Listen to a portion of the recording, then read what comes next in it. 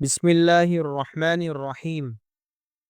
Mutual funds میں پیسے invest کرنے کی پوری تفصیل۔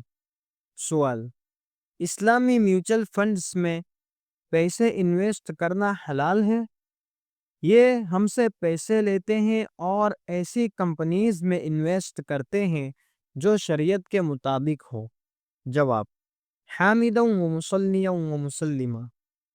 واضح رہے کہ مروجہ اسلامی میوچل فنڈز کے طریقہ کار کا خلاصہ یہ ہے کہ انویسٹر بطور موکل کے اپنی رقم فنڈ والوں کو پیش کرتا ہے۔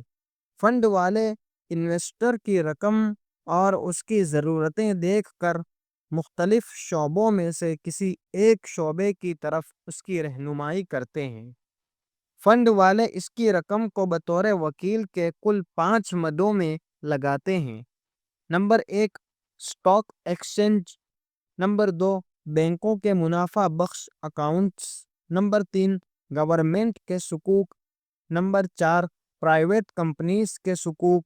نمبر 5، سونا اور چاندی کی مارکیٹ۔ اس خدمت کے بدلے یہ ادارے فیس وصول کرتے ہیں۔ حوالہ: دارالافتاء جامعہ علوم اسلامیہ بنوری ٹاؤن کراچی۔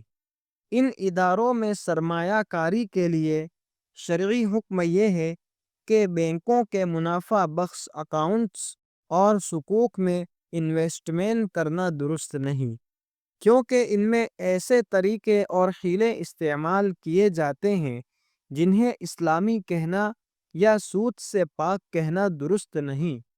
البتہ پہلی مد جس میں یہ ادارہ اسٹاک ایکسچینج میں انویسٹمنٹ کر کے شیئرز کی خرید و فروخت کرتا ہے، اس میں کاروبار کے لیے شیئرز کے کاروبار کے سلسلے میں جو شرائط بیان کی جاتی ہیں ان کا لحاظ کرنا ضروری ہے۔ ذیل میں ان شرائط کو دلائل کے ساتھ بیان کیا گیا ہے۔ نمبر 1، جس کمپنی کے شیئرز خرید و فروخت ہو رہے ہو اس کا حقیقت میں وجود ہو چکا ہو، صرف کاغذی طور پر رجسٹر نہ ہو، جیسے بلڈنگ، زمین، مشینری، راؤ مٹیریل وغیرہ۔ حوالہ: البحر الرائق، کتاب البیوع، جلد نمبر 5، صفحہ نمبر 279 280۔ نمبر 2، کمپنی کا سرمایہ حلال ہو اور اس کے شیئرز ہولڈر میں سودی ادارے یا لوگ شامل نہ ہو، یعنی وہ شیئرز کسی بینک، انشورنس کمپنی یا حرام بزنس یعنی شراب جوا وغیرہ سے متعلق نہ ہو۔ نمبر 3، کمپنی نے بینک سے سودی قرض نہ لیا ہو، کیونکہ کمپنی کے ذمہ دار ٹریڈ اور انویسٹمنٹ میں شیئر ہولڈرز کے شرعاً وکیل ہوتے ہیں۔ جیسے خود سود لینا حرام ہے، ویسے ہی کسی کو اس کام کا وکیل بنانا بھی حرام ہے۔ حوالہ: الفقہ الاسلامی و ادلۃ، کتاب الوکالہ، جلد نمبر 4، صفحہ نمبر 2999۔ نمبر 4، کمپنی کا کاروبار حلال ہو، ہر طرح کے حرام بزنس، جوا، سود، شراب وغیرہ سے پاک ہو اور کاروبار شرعی اصولوں کے مطابق ہو۔ نمبر 5، حاصل شدہ منافع کا کل حصہ شیئر ہولڈرز میں تقسیم کیا جائے۔ اگر کچھ حصہ فیوچر کے لیے ریزرو کیا جائے تو یہ درست نہیں۔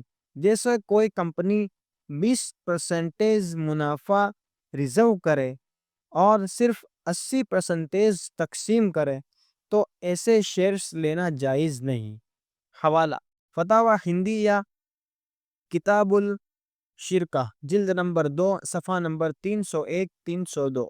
نمبر 6، خریدے گئے شیئرز کی وصولی اور اس کی قیمت کی ادائیگی دونوں ادھار نہ ہو۔ مثال کے طور پر اگر خریدار آج شیئرز زبانی خرید لے لیکن قیمت اور وصولی دونوں ایک ہفتے بعد ہو تو یہ صورت بھی جائز نہیں۔ حوالہ: جواہر الفتاوی جلد نمبر 3 صفحہ نمبر 70۔ نمبر 7، شیئرز کی خرید و فروخت میں جوا نہ ہو۔ جیسے کچھ لوگ صرف پرائس ڈفرینس کے لیے شیئرز خریدتے ہیں اور بنا قبضہ کے آگے بیچ دیتے ہیں، ایسی صورت میں اصلی رقم کے ڈوبنے کا خطرہ ہوتا ہے، جو شرعی طور پر جوا کہلاتا ہے۔ اللہ تعالی اعلم۔ جامعہ علوم الاسلامیہ بنور ٹاؤن کراچی اور دارالافتاء دارالعلوم دیوبند۔